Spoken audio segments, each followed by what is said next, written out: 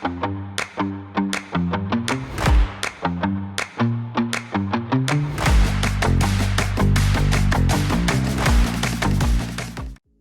you ever walked out of an interview and you thought to yourself, why did I not just say the things that I meant to say?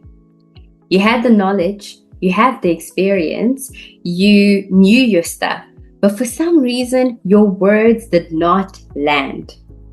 I've been there, okay? Whether it was because the voice was shaking, you were rambling, or even worse, you went completely blank. You forgot exactly what you wanted. You forgot everything that you wanted to say. Okay? Hi everyone, I'm Vanessa and I am your public speaking and confidence coach. And today I want to break down exactly how you can articulate your thoughts clearly in an interview. Even if you are nervous, even if you might be overthinking or you have that critic, your inner critic just chatting away in your ear, or you feel like your words have just run ahead of your thoughts and now your thoughts cannot keep up. The strategies that I'm going to share with you, these are the same strategies that I have used as an interviewer over the years. I've used as a coach and as someone who has helped countless professionals to really turn their interview game around. And listen, it's not about you learning or having a fancy vocabulary. It is not about you having a rehearsed script, okay? What you need is clarity, structure, and confidence to say what matters. And that is exactly what we're going to be diving into today. Let's go. The first part of you being able to articulate yourself clearly is your mindset. I want for you to shift your mindset and know that you belong. You belong here, you belong in this conversation. You have every right to this opportunity to speak and to showcase your skills, your knowledge, etc. Okay? So let's start with the mindset, because how you think is how you will speak. How you think is how you will speak. The first thing I want for you to shift your mindset on is to know that you are not being judged. In this moment, it is not an interrogation. You are being explored. You are not being judged. Think of the interview as a two-way conversation. They need to find out about you. You need to find out about them. That's why there's questions for you as well. Or rather, there's questions for you to ask as well. So they're not trying to catch you out. They are trying to understand, how does this person think? How do they process things? How do they react in different situations? These people don't know you. They don't know you. And you are applying to come and work in this role, in their company, and being part of the organization. They need to understand you to some level. How do you think? How do you process things? How do you react to certain things? They have to understand you. So it's not an interrogation. They're not trying to judge you. They're not trying to catch you out. They purely want to understand. So that's how I want you to receive their questions. They want to understand me, my thinking process, and the way I react to things. Second mindset shift is that it is better to be clear than to be clever. Aim to be clear rather than coming across as clever. Okay?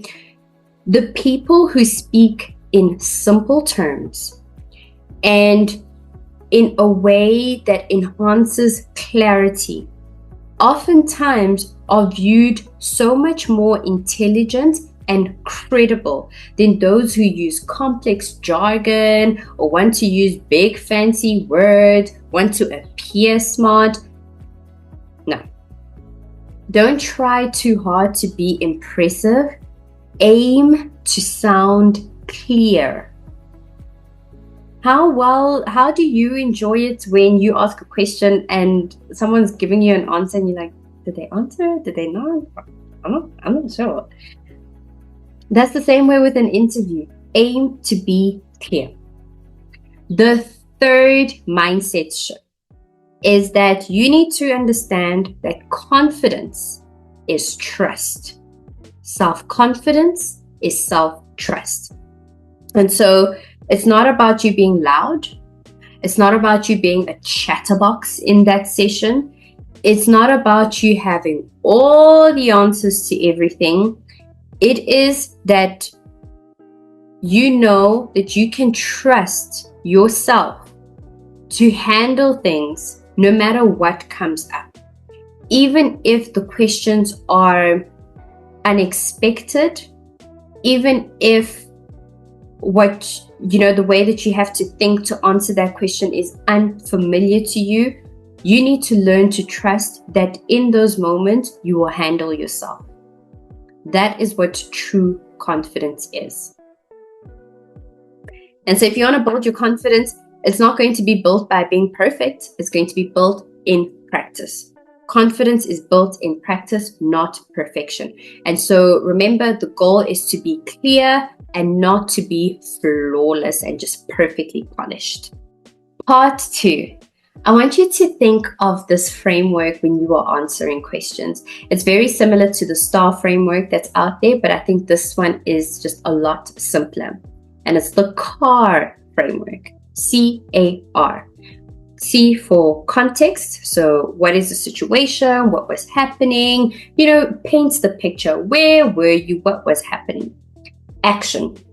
What is the action that you had to take? And then the result. So it's like telling a story that has a beginning, a middle, and an end. Because interviewers, they don't want the essays. They don't want you rambling. It's also hard to keep up. They don't want you rambling. They don't want your story going round and round and round and round and round. They actually want to understand, how do you think and solve problems? And so when you're answering your question, you give the context. You set the scene. What was happening? Why did it matter? And you do so in 2 sentences. As an example, you can say, in my previous role, we had recurring delays in month-end reporting. That's the context. It tells them what was happening and, yeah. The second thing is the action. When it comes to action, the interviewer wants to know what action you took. What did you do? So don't dilute it by saying things like, oh, the team did this, or we then decided to, we tried. No. What did you do? You have to show your initiative and your process. So as an example, you will say, I reviewed the workflow, I identified bottlenecks, and I introduced a new checklist system. Then we have R, which is the result. If you took an action, if you did something, it was for a result. What was the impact? What was the outcome? What were we trying to get from this action? And so in our example, your results can be that we reduced our reporting time by 20% and we gave leadership access to real-time data to allow them to make decisions.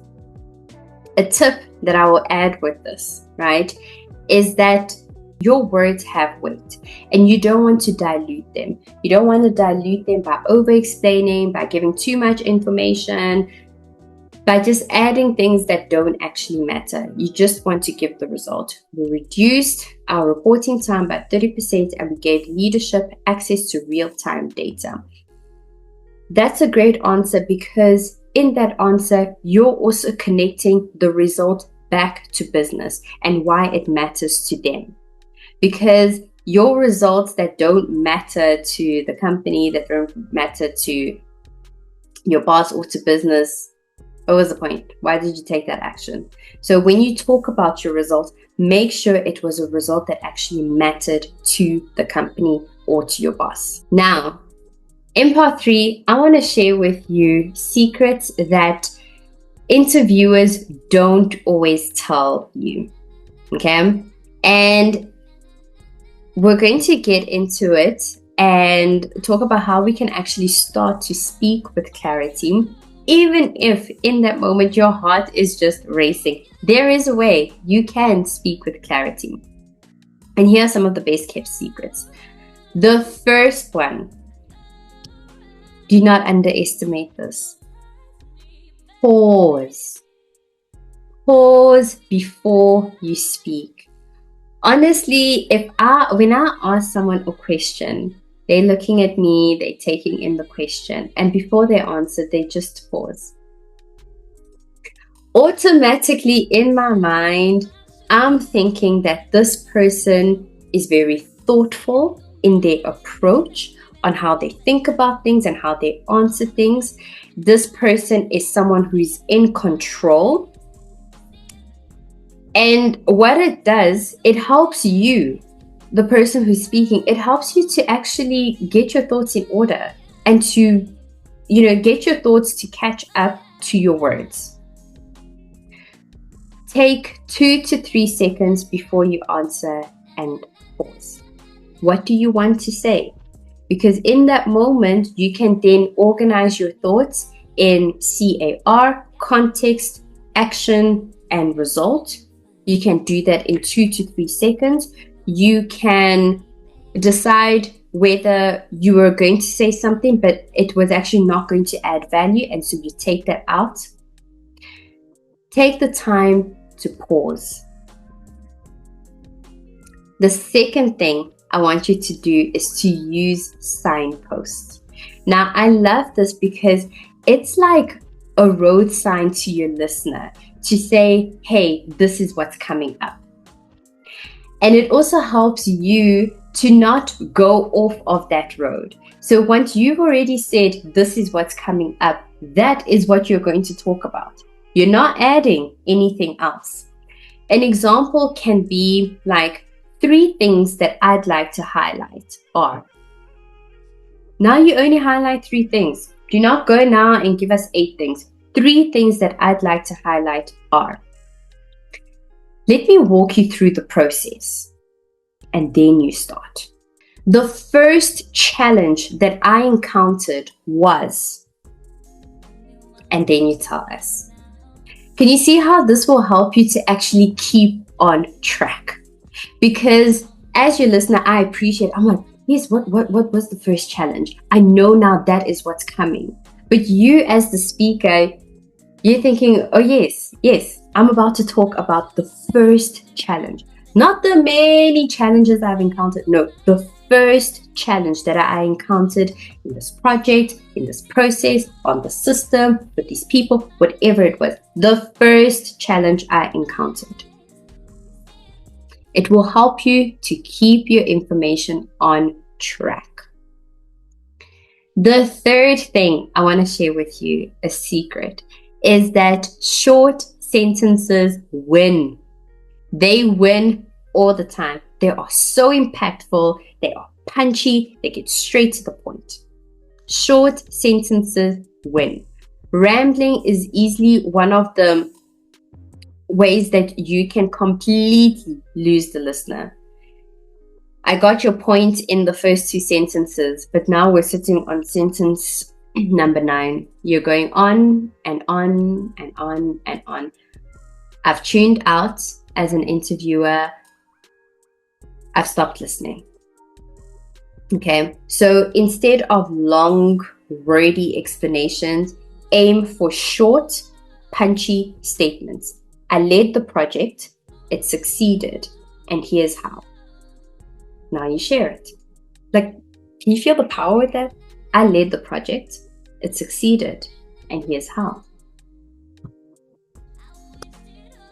As an interviewer, while I'm listening to that, I'm like, tell me how. I'm already so impressed that you led and it succeeded. Now I'm so excited. Tell me how. Okay. And then the fourth secret is to mirror the language of the question. Mirror the language of the question. So if the question is, how do you manage stress? When you're answering, you can say, when I manage stress, I focus on. That's your sign point, because now you're like, yeah, what is it that I focus on? And you just share that. When I manage stress, I focus on. Now, what this helps is to keep you grounded.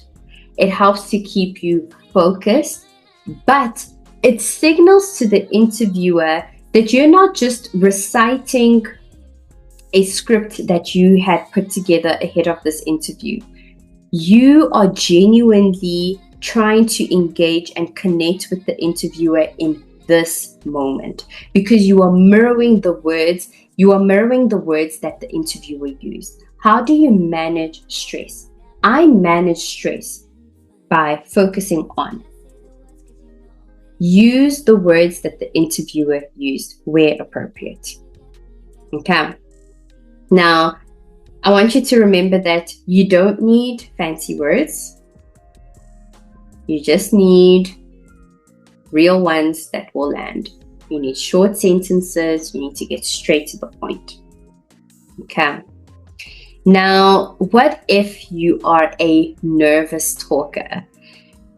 And, sometimes when we're nervous, we tend to go blank. We forget what we wanted to say. But there are tools that can help you in those instances. What I want for you to do now, is to practice 5 brag bag stories. What are brag bags? A brag bag is a box that you have in your mind with stories in it that you are proud of. Stories that you can brag about. Moments that are highlights for you in your career or in the way that you behaved while you were working. Okay. And these will be your go-to stories. Now, the stories need to be around leadership, a time when you led.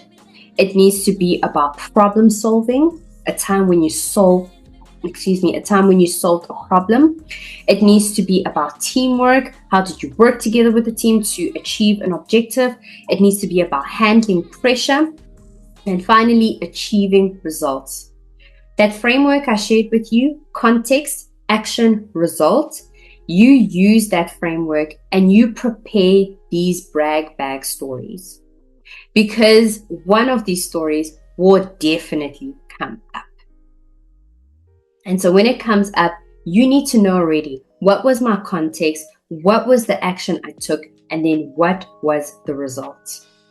Have those stories handy. Whenever you need it, you open up that box, you open up your bag, and you take out one of your brag stories. That's what you will use in those moments. Okay. Secondly, before you go into your interview, as you are preparing, record yourself. Record yourself sharing these stories. Record yourself answering typical interview questions. And then play it back.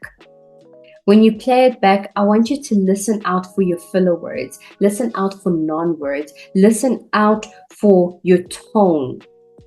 What is the emotion that you are attaching under that message? Listen out for your pace. How quickly are you speaking? How slowly are you speaking? And then start working on what it is that you want to work on. If you want to slow down, start slowing down. If you want to speed up, then do that in your next practice. If you want to use fewer filler words, then start adding more silences. Just be silent. Pause. Give your mind some time to catch up with your words so that you don't have to say Practice that until it becomes natural to you. Okay? So practice, record yourself, play it back, identify what you want to work on, and then change one thing at a time. Then I want you to practice your body language by recording yourself on camera. Okay? Some people like to use the mirror. I don't like to use the mirror. I prefer using a camera. Speak to your back camera. So in this moment, when you're speaking to your back camera, you're not looking at yourself. And now you're trying to identify all the things that you don't like. Oh, why is my tooth so crooked? Why does my mouth go like that when I speak? No. Speak to that camera. Once you are done recording what you look like, then review it and say, if there was no volume here, what would this body language be saying? What message would it be conveying? Does my presence, does my body language come across as someone who has authority, as someone who is confident, as someone who is credible? How does it actually come across? Because that's what they're going to see. Okay. And then the final thing I want for you to do is to slow your pace.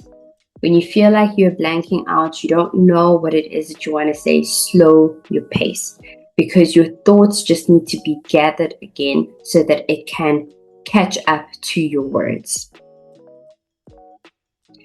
Try to slow down at least by 10% when you are speaking. Slow down your pace, because it also makes your message a lot clearer and it gives you room to breathe.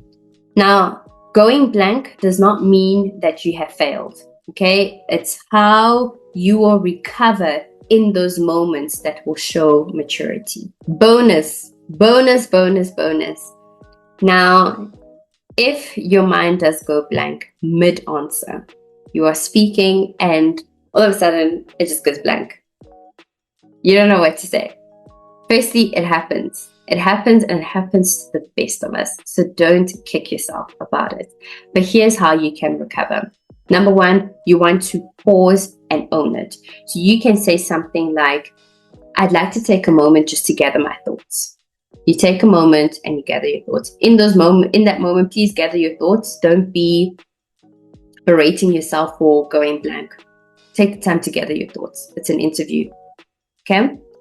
Secondly, you can buy time. You can buy time by saying things like, that's an interesting question. Off the top of my head, I would say, while you're saying all of that, fetch your thoughts. Fetch your thoughts at exactly what it is that you want to say, but at least you're buying yourself some time. Thirdly, you can redirect, and you can redirect gently. This is to say, while I don't have a direct example, here's how I would approach a similar situation. So maybe you haven't been through the specific scenario that they shared with you, or you just can't remember. For the life of you in this moment, you cannot remember. Then I want you to redirect. So I don't have a direct example. However, here is how I would approach the situation. Because remember, with confidence, it's not about being perfect. It is about knowing that you will be able to handle yourself regardless of what comes, even if it's an unexpected question. So you want to remain composed and calm. Close your eyes.